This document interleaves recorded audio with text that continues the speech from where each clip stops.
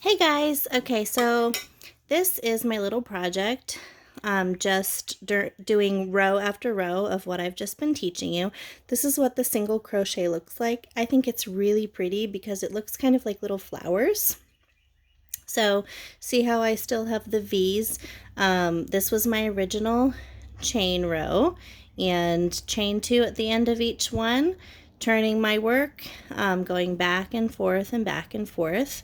This I haven't been counting, but this is probably about 8 rows or so. I would really like you to try to make a square. Just keep going till it's about to there. Just for the sake of this video, I'm going to be ending the work. What do you do when you get to the end, however long you wanted it to be, and you don't know how to end your project or how to get your hook out, what to do. So I am at my end row. This could be anything. It could be, if it was a little longer, maybe it could be a bookmark. Just use your imagination. It could be anything. If it could be a little scarf for your kid's teddy bear, anything like that. So for the sake of this video, this is just a little short piece, but I am at the end of my last row here. I've got 2 more stitches that I need to do. That's one and my last one. Okay.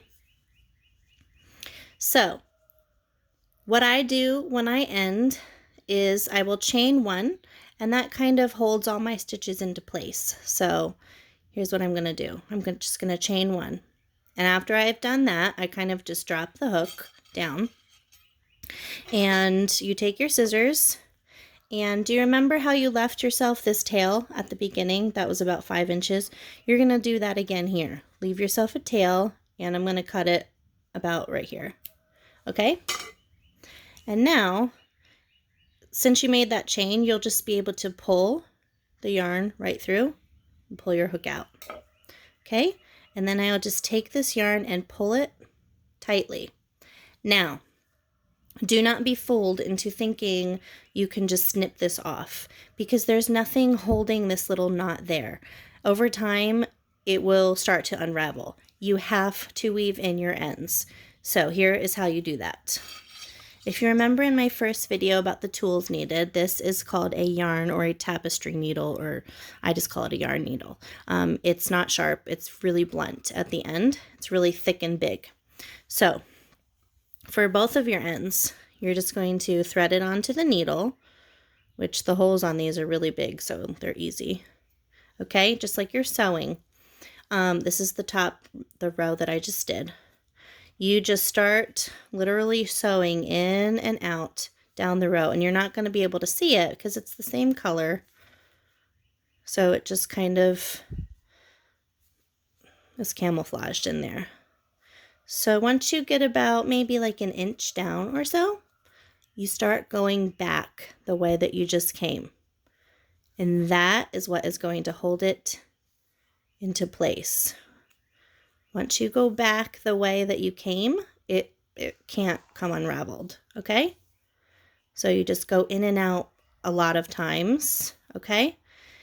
And then you can go back in with your scissors and snip it really close to your work, being careful not to cut your work, okay? There is a finished end with no tail. And I'm just going to do that to the other end. And hold on. For the sake of this video, I'm not keeping this piece. For the sake of this video, I'm going to pretend that I already weaved in this end. Let's pretend that I just got done weaving, and I'm going to snip it off. This will unravel over time. I promise you it will, and it's going to ruin the whole thing if you don't weave it in. But that is your finished little thing. And with that, you have completed your first crochet! Yay, good job, guys. Join me in later videos, which I'm not sure will be today, but maybe a little bit later.